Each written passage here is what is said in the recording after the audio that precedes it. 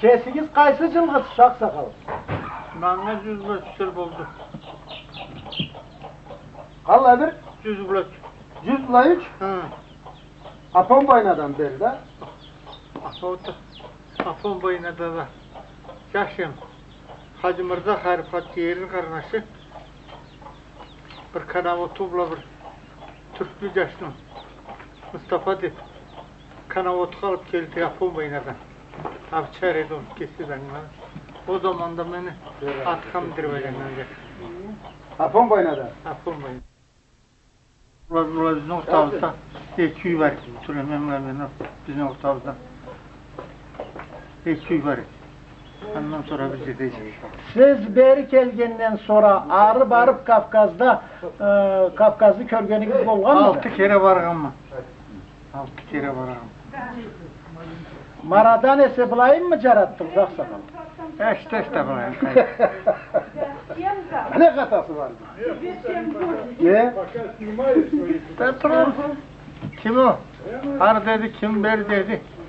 Ketevzete, kelevcesinin önünde yaraşıp duralmadık. Nar ketip kalalmadık. Kimin cevabı şkolda okuğanda, kim iştegende alayıbla yazı uğra. Ben anda Çerkes yazar. Robert tanıyım olsa. Kim Robert? Koşkar. Ha. Atası beni çıkarmışsın. Alayda bir yerin zatında alıp seni bitirdi. Bir günde.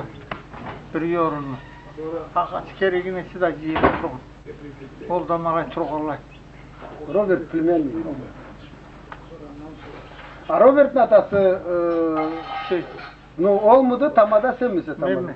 Sen tamada. Ben mi? Benimle tamada Elmar değil. Ha Ali Mirza. Bir güne balalarınızga ne deysiz? Balalarınız ne deyle? Burun 52. 53. 54. 5. yıllarda allı bula köçömenden ne kapar değildi? Köçemende ben köçeyim dedim balonum Allah. İki var, 2 yaş var lan önde. Ondan sonra çok bolma. Babış kabzul gölü 20 abla bir yıl buldu.